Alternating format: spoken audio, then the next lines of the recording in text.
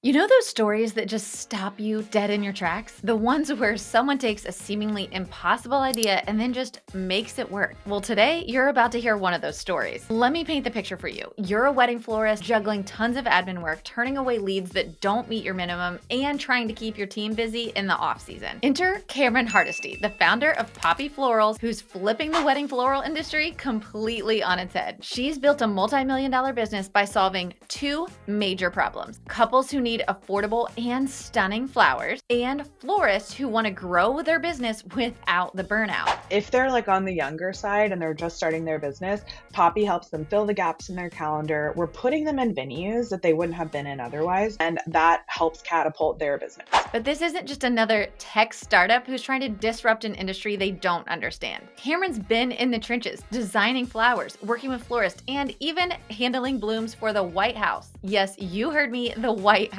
In this episode, Cameron gets real about how she built Poppy from the ground up, how she's empowering florists nationwide, and why this isn't about cutting corners. It's about creating solutions for florists and couples. There's just like a lot of administrative burden on florists. And so I thought, okay, I think there's some technology that could be built here to ease that administrative burden. Whether you're a seasoned florist looking to scale or you're just starting out, this conversation will challenge how you think about your business and encourage you to think bigger. Cameron, I'm so excited about today's conversation because what you've created is something, honestly, that I'd never heard of at all. The concept of how you got into starting something so unique to the wedding industry. First of all, tell us a little bit of an overview about what Poppy is so everybody's not like lost. And then I want to talk about how you got here. Yeah, so Poppy is a way for couples to buy wedding flowers online, like full service wedding flowers in 82 US cities, but it's also a way for florists to earn extra income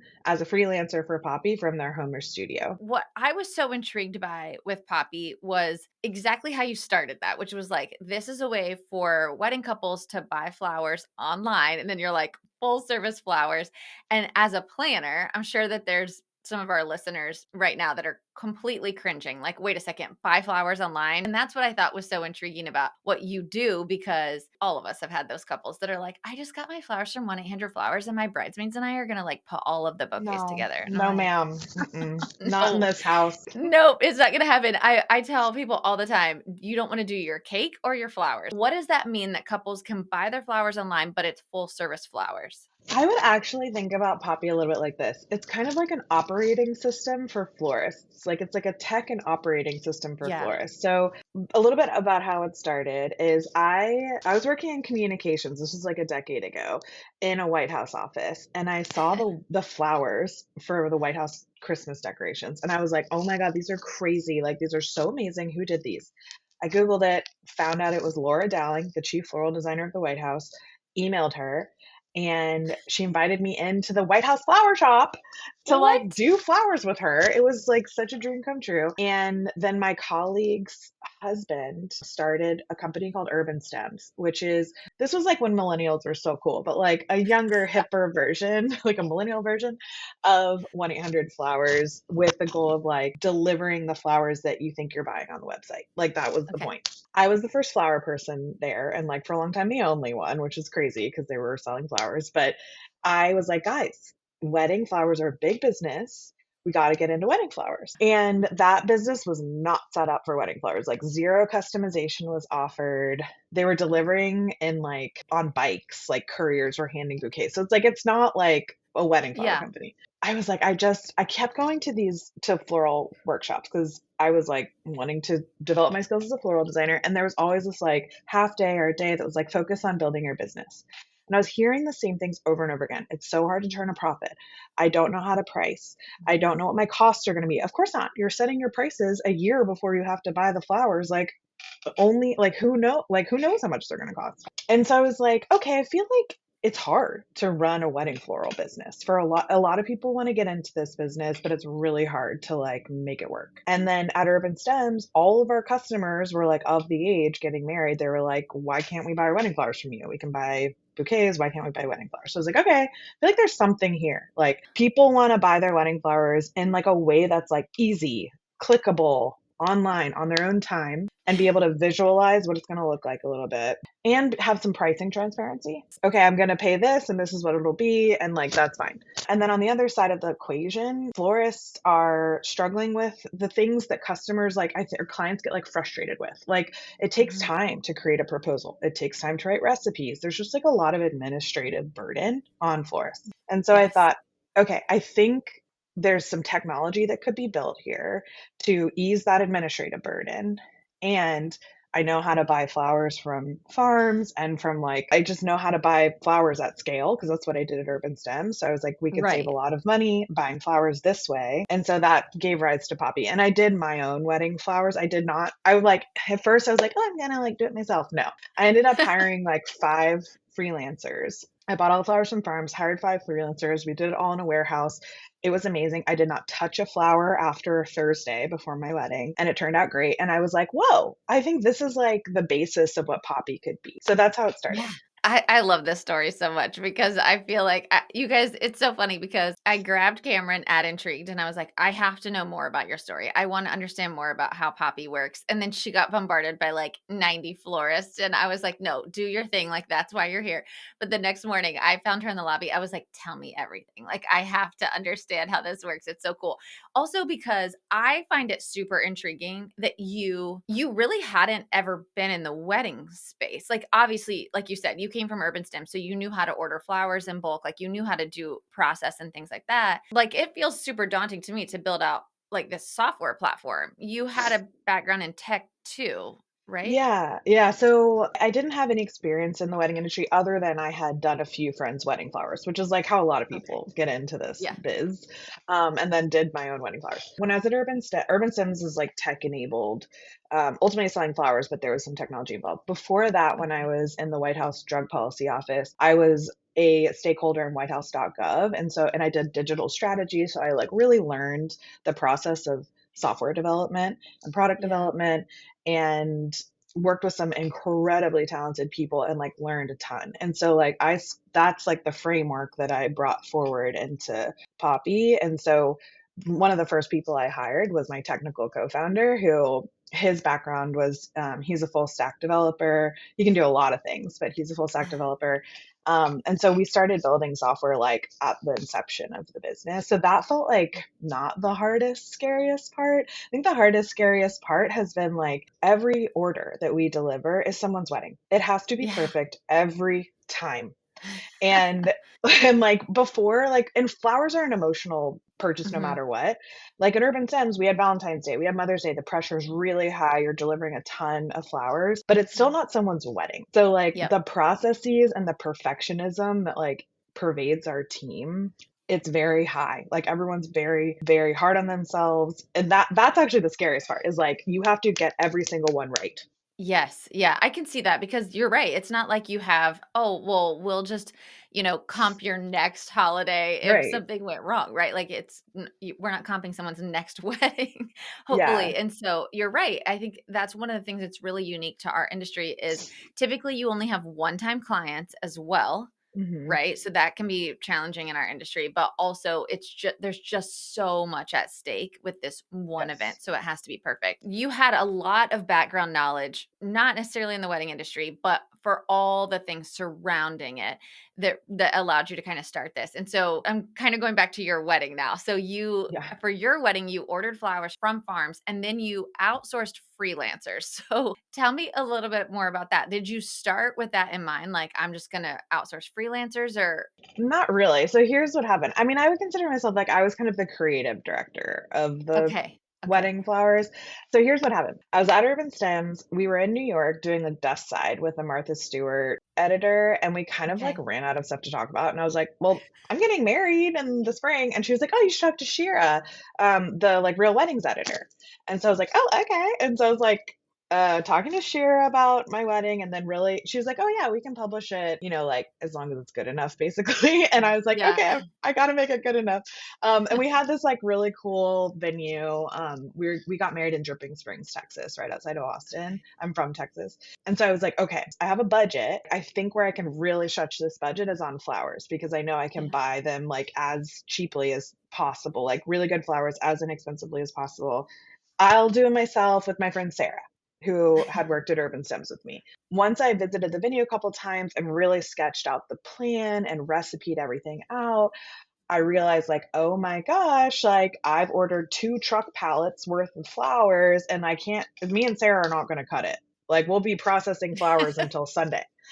And so Yeah. I went back to Shira and I was like, I'm like, emergency, emergency. Like, do you know any florists in Austin? And she put me in touch with a couple folks. Okay. And that's how I kind of like assembled the team. And I had like sketched out what I wanted it to look like and written instructions. I had like a minute by minute run of show for like the 72 hours leading up to it. And so they executed beautifully. And I did like a test run of my own bridal bouquet because I had this like Okay. giant cascading bridal bouquet that was like 50 pounds. That was a poor planning on my part because it was all roses. It was like cascading, but all roses in this like armature that Wow. I had made. It was too much.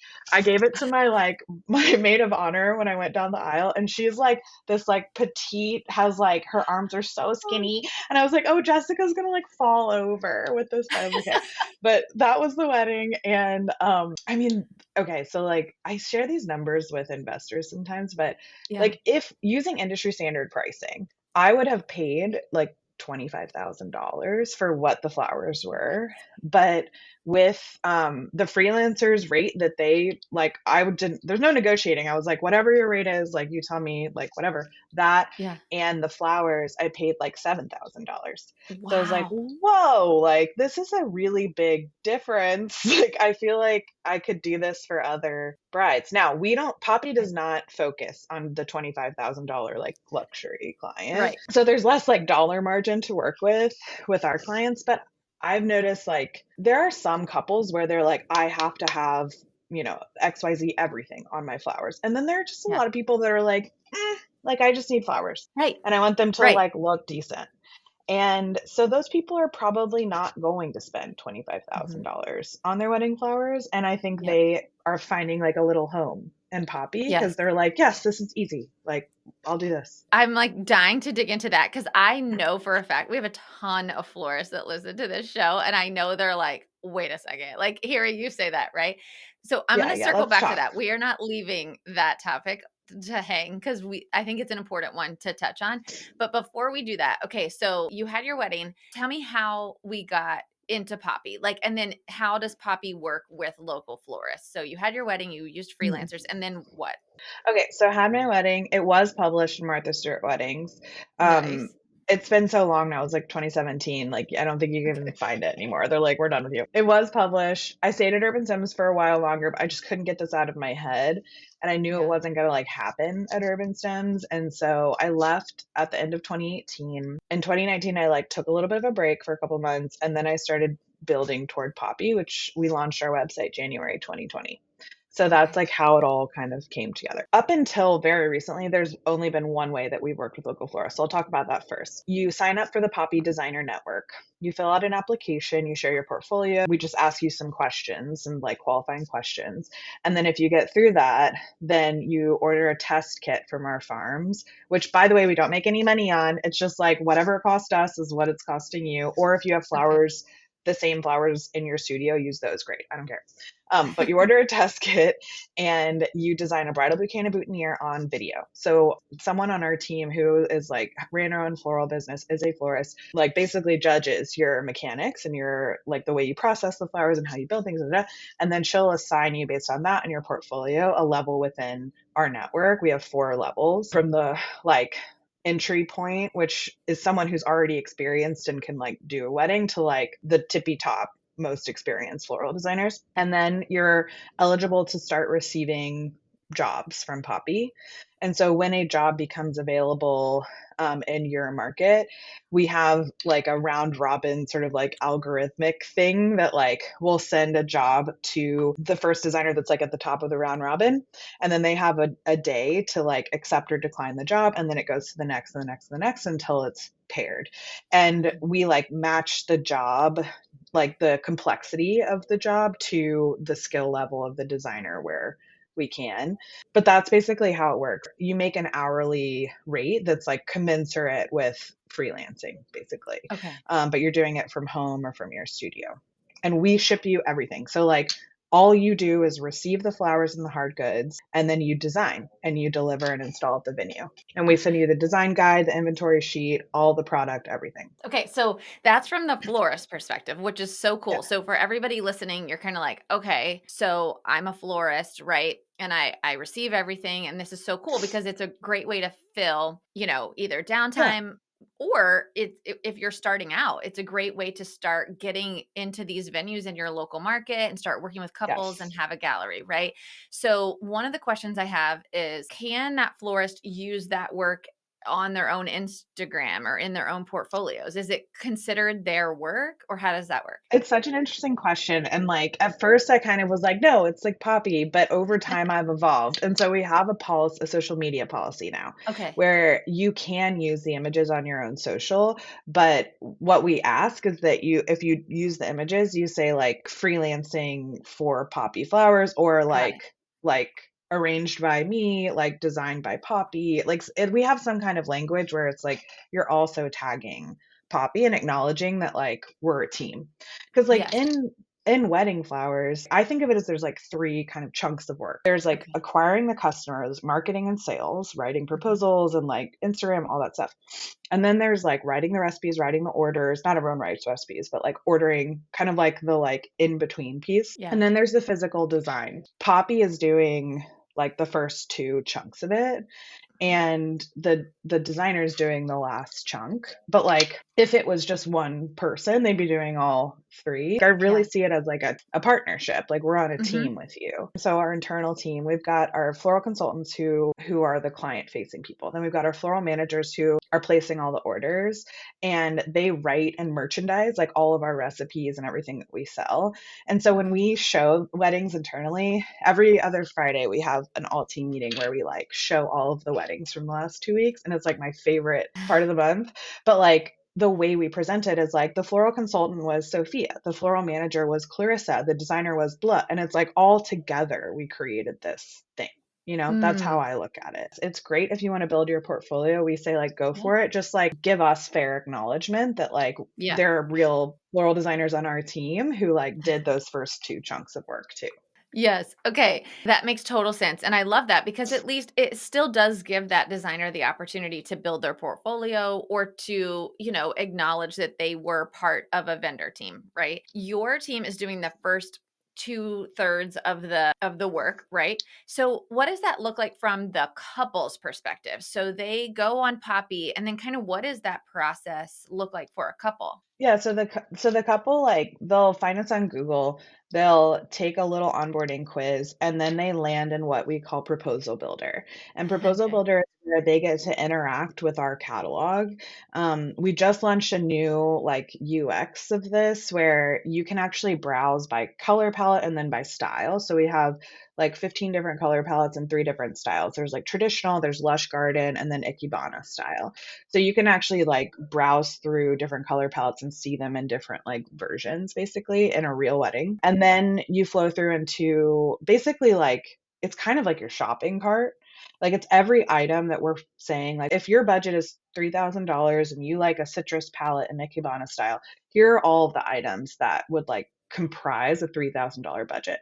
And from Okay. there, they can add things, subtract things, explore the catalog more, and then connect with their floral consultant. So every lead that comes in gets assigned a floral consultant.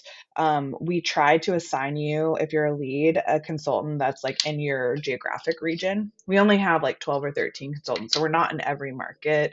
Like they're not sitting in every market, but they're pretty well distributed across the country. And then that's your person who helps you design your proposal, who like takes in the customizations that you're wanting. That from there, it's kind of just like a normal consultative process. And then once the booking is made, they work in pods with these floral managers who then like make sure every last detail of the order is accurate, place the order with our farms and vendors. And then Patrice on our team is the one who makes sure that the job is paired with the right designer on the back end. I think what I thought was interesting from the couple's perspective, the way I guess I had envisioned it when we were first talking about it was that they would just kind of go online and, it'd be like Shopify, where they're like, I want this bouquet, this boutonniere, and these centerpieces, and it really wasn't customizable. But one of the things it sounds like you guys really pride yourself on is that it is very customizable. Like the couples Yeah. are still getting that floral experience, but they're Yeah. working with your team doing that, right? Yeah, instead of like, I think the biggest difference is like, instead of, okay, you get a proposal, a PDF from a florist, and you're like, okay, I like this, but I want this or that or the other to be different. We're Yeah. not generating PDFs. It's actually happening through this proposal builder interface. You can message your floral consultant, you can do a Zoom, you can text, you can email, like however you want to communicate. But like that consultative process is more like free flowing between your floral consultant because there's no like Yeah. PDF or Canva to change. It's all within the platform. Everything is customizable. That said, like we have learned, just like every other florist, like you have to put some guardrails around it. So like we're Yeah. starting to put some guardrails around it, but we've also like learned a lot about what people ask for because we've Yeah. sold 5,200 weddings. So we're like, okay, we know like there's some data we have now where we can be like, Yeah. okay, these are the types of customizations that we can offer at this budget range. Yeah. And so like it's kind of been a free for all up until now, but we're starting to put more like guardrails in. Let's talk about what your ideal customer is, because I think you've really honed in on who this couple is. Yeah, we're really focused on it. Really, it's so dependent on the market. So it's Mhm. hard to say like, oh, there's like Sure. one person. Cause like I'll give an example. In New York or San Francisco, we've actually done like video interviews with these couples because we were like, this was like so great for everybody. They're getting married at like beautiful, iconic venue. They have a planner, great taste. And they're being quoted like 20, 30, 40, $50,000 for florals. And they're like, I'm literally don't have that money. Like I Yeah. cannot pay that much. And in desperation, they go to Google and they're like, affordable wedding flowers, New York, and they find Poppy. Like that's like, and so with us, they're spending, maybe like $7,000, 7,500, 6,000. It's like on the cusp of like what a New York florist would want to even like think about doing. Okay. But that's a great customer for us. Like in like the most expensive markets. In other markets, I would say we're the customer that like is a fit for Poppy is usually falling below the order minimum of florists that they're reaching out to, and they don't realize that they're not going to meet a $7,500 or $10,000 or even $5,000 minimum. Yeah.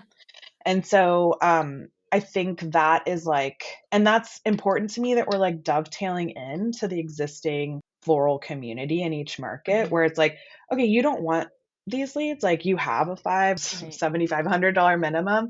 Like we've created this system where there's no time to create a proposal.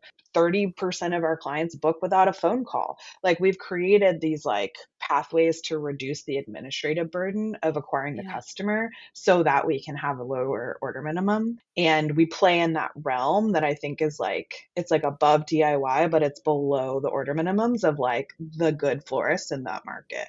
That's like Yes. our customer. And it depends Okay. market to market, like what that dollar number is. But Right. they're like, if you take a national average, they're spending like $3,200 on their flowers. Okay. That's super helpful. And you led us directly into this question, Cameron, which I'm so Okay. excited about when you said you don't want these leads anyway. So, what do you say? Because I love that you so passionately talked about this at Intrigued. You're obviously at a floral designer conference, right? Going, Mhm. hey, we have this new online way that you don't have to deal with Yeah. customers. So, I know that there's great pushback on you. I'd love to talk a little bit about like florists who say this is going to destroy the floral economy, which I 100% love your answer to this and how your perspective is like we want to come alongside the floral industry, not disrupt it necessarily, not like destroy it. But can you talk a little bit about that? So when I talk in like broad, like vague, like I'm like, it's hard to understand what I'm even saying. So I want to be Yeah. specific. I'll give you specific examples of florists that are like, I want this. Like they're Yes. pulling me into these conversations. I'm not going to them. They're like, I want Mhm. this. Yeah. This is the type of florist.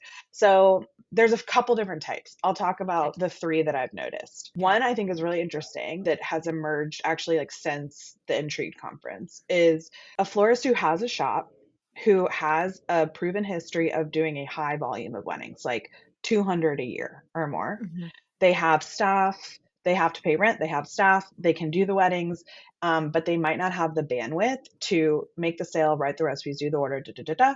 But they're so like a known in their markets that they're generating leads, and so many leads that they can set an order minimum and just turn people away.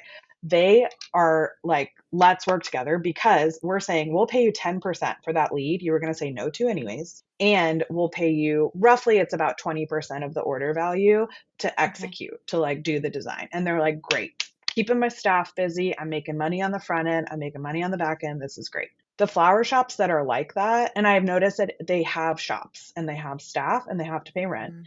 They are like all over this. So Mm-hmm. that's one type of florist. The next is a florist who is just revving up their business. And if they're like on the younger side and they're just starting their business, Poppy helps them fill the gaps in their calendar. We're putting them in venues that they wouldn't have been in otherwise.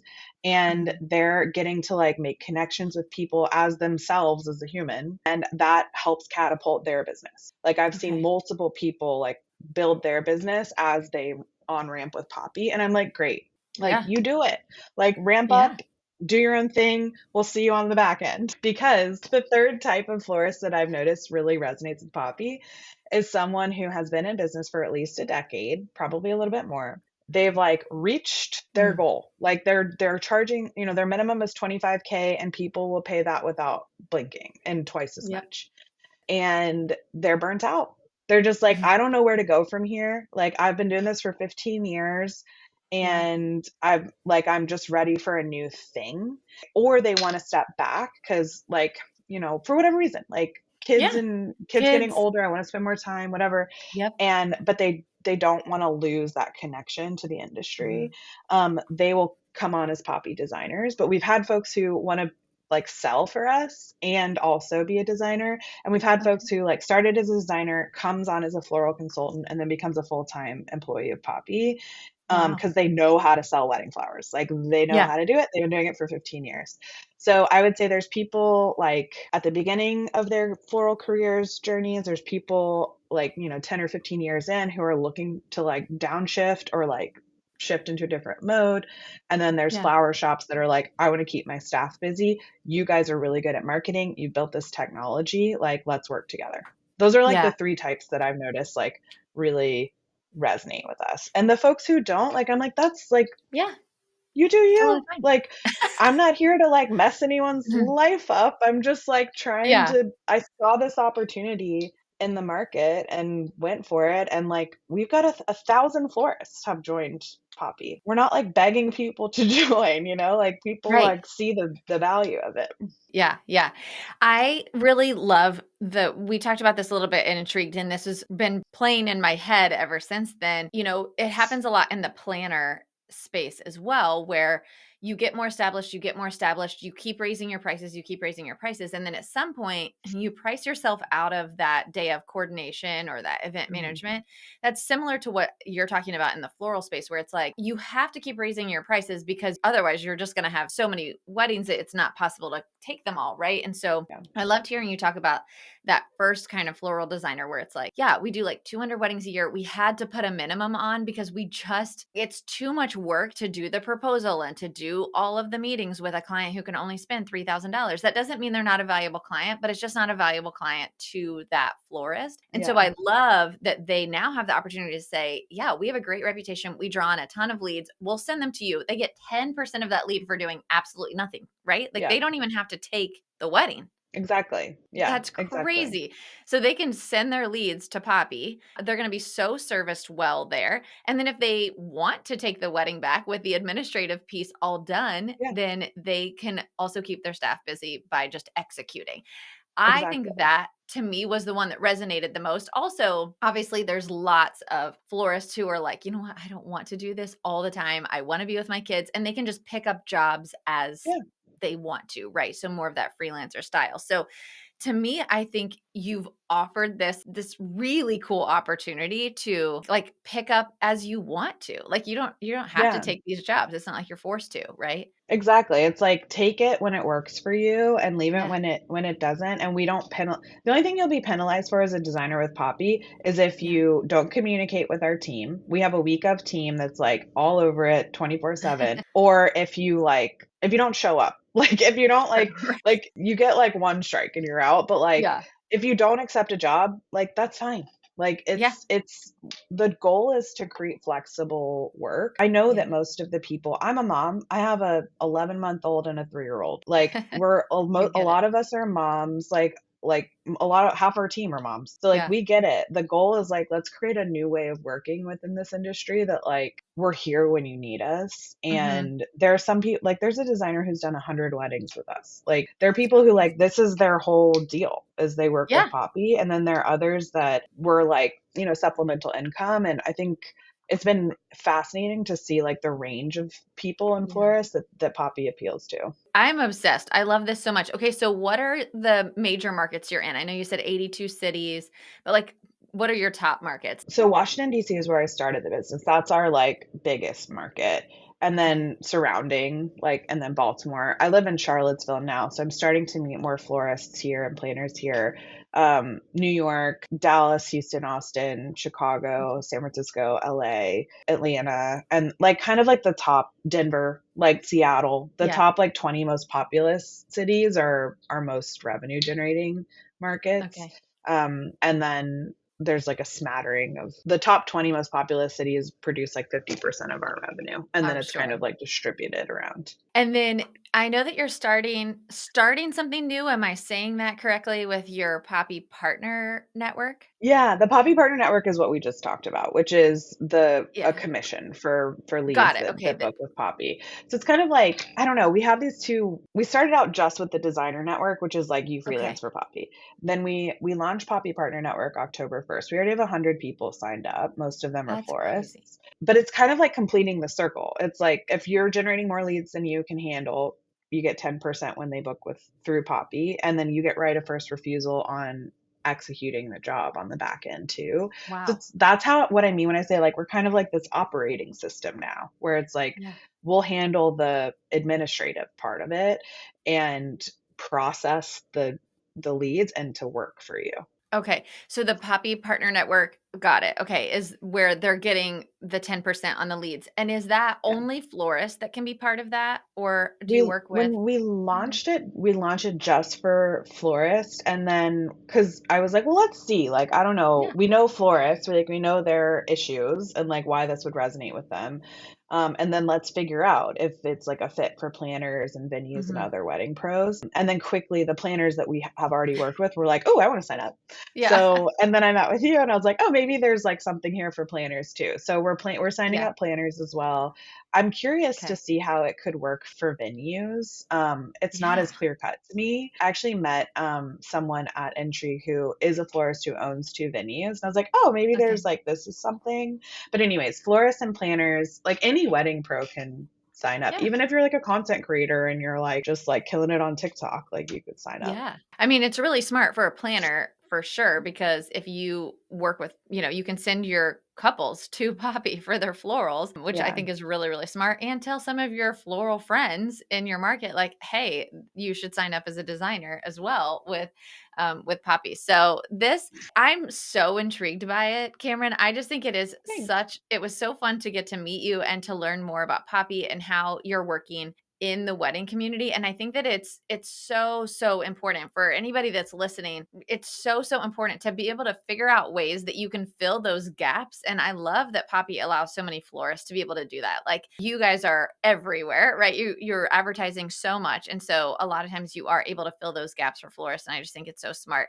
Where can people learn more about becoming a Poppy designer or a partner? Great question. So you can go to our website, poppyflowers.com, and there is a tab in our main navigation that's for florists. Okay. And if you click in that, that's where you can join. We also have another page called For the Trade that Mhm. explains how we work with planners and venues too. I don't know if it's on our main navigation, but go to Okay. poppyflowers.com, click for florists, and that's where you'll learn more about how to join. From there, you can join the Poppy Partner Network to get the referral commission. And you can also apply to join as a designer. I think this is so smart. It's serving such a gap in the marketplace. You are here to add to the community, not to take away from, and honestly to fill a gap that's desperately needed in our industry. So I am obsessed. You guys have to go Thank check out you. Poppy. If you are not a florist and you're listening to this, please go check out Poppy anyway, because you should know about it. Talk to your couples about it. Talk to your floral friends about it. Tell them all about Poppy and how they can join and be part of this community. Cameron, thank you so much for being here. This was Thanks, amazing. Brandy. Thank you so much for having me.